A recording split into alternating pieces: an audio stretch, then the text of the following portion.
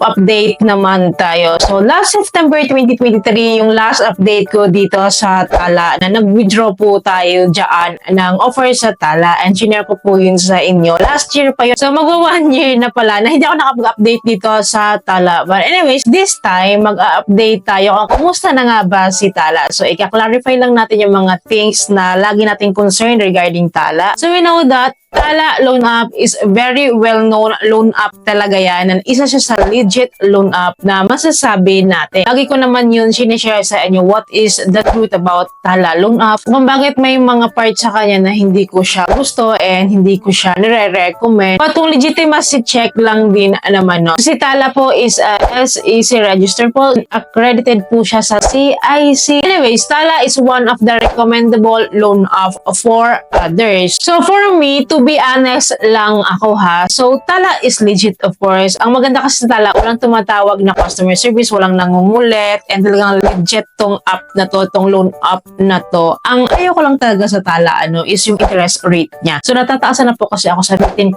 interest rate monthly. But, may mga bagay din na gusto ko si Tala, which is nag-accommodate siya ng daily interest. Like, kapag mangungutang ka ngayon sa Tala, then after 3 days, babayaran mo rin siya. Ang computation ng interest niya is daily po. So, yung interest rate niya po is 0.5% before ha. Then, kung 3 days to pay mo lang siyang gagawin, 1.5% lang doon sa whole amount. So, ganun yung nagustuhan ko kay Tala. Nag-accommodate siya ng daily interest. Like kasi sa iba, di ba, para naka-standard interest rate sila ng monthly. Like kapag nag-loan ka sa ibang loan app, di ba, so, yung babayaran mo is yung monthly interest kahit pabayaran mo siya ng maaga. So, hindi ko po kasi alam kung ano na pong update dito sa Tala kasi 1 year na 1 year na matagal na yun. So, it's time para i-update naman natin si Tala na kung may bago dito sa Tala or kung kumusta na ba tong app na to, yung offer nila dito. So, FYI, last year po na-offeran tayo ng 2,000 peso. Then, winidraw po natin yan. And of course, binayaran din natin agad-agad. And from that on po, hindi ko na po siya ginalaw. Hindi ko po na siya winidraw. So, this time, i-check natin. Babalikan natin si Tala kung nandun pa rin ba yung ating loan offer. Kung magkano yung loan offer natin, paano natin siya ipaprocess or i-disperse or ita-transfer. So, lahat po yan pag-uusapan natin sa video na ito. So, open lang po natin si Tala Loan App. Enter lang natin yung 4-digit PIN. So, dito tayo under ng credit.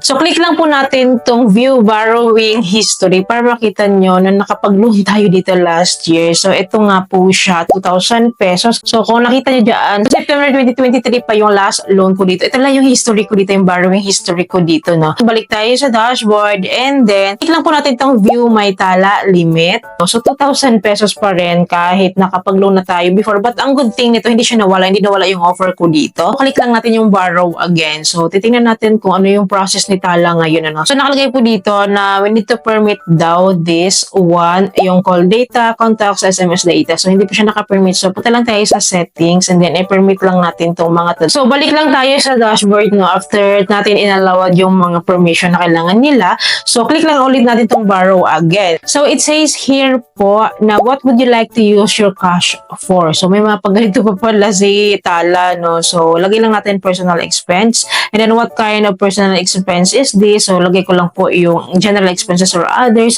Then, after that, click natin itong save and continue. Then, sa next step po, so, we need to tell us about ourselves. So, fill upan lang natin yung mga info na kailangan nila. So, hiningi po nila dito yung ating outstanding debt. Money in total did you earn in the last 30 days? How frequently do you earn money? When will you be paid next? So, yun. Fill upan lang natin itong mga to. And then, right after that, so, click lang natin itong submit. Then next po, sabi po dito, we are still reviewing your application. We will notify you via SMS. Thank you for your patience. So, click lang natin itong refresh na wala naman tayo ibang i-click dito. So, refresh lang natin. And then right after that, so madadirect tayo agad dito. So, sa next step, congratulations. So, agad-agad po, approve po tayo no, sa process na yon. And as you have noticed po kanina po, ang pinaka-offer nila sa akin is 2,000 pesos. So, ngayon po, nag-reach siya ng 3,000 pesos. So, 1,000 to 3,000 pesos yung pwede kong i-loan dito sa Tala Loan App. So, nababago-bago pala yun, no? Hindi porkat ganun yung borrow money na nag-reflect doon sa dashboard, no, is yun na yun. So, hindi pala siya ganun. So, kailangan natin i-update lang yung info para tumaas din yung offer. At least tumaas siya, no? So, hindi siya nag-stay sa 2,000 pesos. So, anyways, click lang po natin tong continue. And then po, merong notification si Tala dito. Nakalagay dito, Katala, we're making a change to our pricing. So, dito sa may baba, no, nakalagay yung bagong update po ni Tala regarding sa kanyang pricing or sa mga fees fees niya siguro ito. So nakalagay dito, you'll see a processing fee of 3.99%, a lower daily service fee of 0.43%, and we promise that you will be able to cash out the full amount. So, may pagbabago. Malaki ang pagbabago kay Tala ha, kasi dati wala pong processing fee ito, and yung processing fee niya dito is 3.99%. Ang taas. Grabe, ang taas nun. Mataas yun yung processing fee na yun kasi si S-Loan, diba, 1% lang. Kasi si G-Loan, 3% yung processing fee niya. So, mas mataas punti ito si Tala, no? 3.99% yung processing fee niya. Iba pa yung interest ha, or yung service fee na sinasabi niya dito. So, dati po kasi 0.5% daily po yung service fee po ni Tala. Ngayon, bumaba naman daw ng 0.43, pero bawi naman no, sa processing fee na 3.99%, which is one time lang naman tong processing fee na ito. So, kung kupitin po natin yung daily service fee niya or yung interest niya is 0.43 times 30 days as a 1 month. So, 12.9% yung interest rate nila monthly. So, nagbago nga kasi dati 15%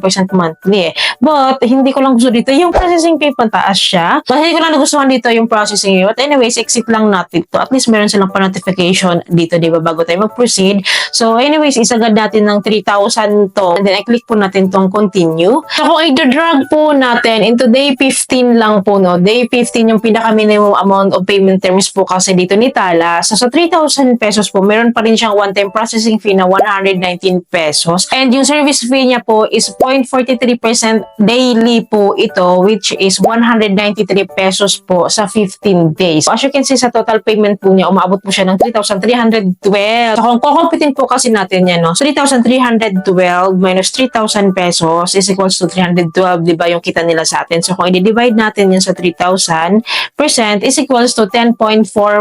Sa 15 days lang po ito ha, 15 days. So, since one time na naman yung processing fee, pero mataas siya. Dahil po sa processing fee, kaya po tumataas, which is bumaba nga po ang kanyang interest rate monthly 12.9%, pero mataas yung kanyang processing fee. Yun yung nagpapabigat. So, ang masasabi ko lang po dito is legit po na nagkaroon po talaga ng changes si Tala from processing fees. Medyo bumaba naman yung kanyang interest rate daily po, no? Pero yun nga, yung ayaw ko lang talaga is yung processing fee na nagkaroon sila ng gano'n. So, ikakat ko na lang po yung video ko muna dito. So, ipaparta ko na lang po yung video regarding disbursement or transferring po from Tala Wallet to our GCash account. So, sa next video na lang yun kasi kung isisiksik ko pa siya dito, napakahaba na po, hahaba po tayo. So, kayo ba, nagkaroon ba kayo ng problem encounter dito sa Tala? Okay ba yung experience nyo with Tala Loan App? So, magkano na yung offer ni Tala sa inyo? So, ilang taon na kayo dito sa Tala? So, you can comment down below all your experiences here sa Tala Loan App. So, yun lamang po. I hope po may natutunan kayo sa video ito. I hope po nakatulong tong video sa inyo. Kung nagustuhan nyo yung video, please don't forget to like, share, and subscribe. And click yung bell button para lahat po ng videos ko is updated po kayo. Thank you for watching this video. Bye!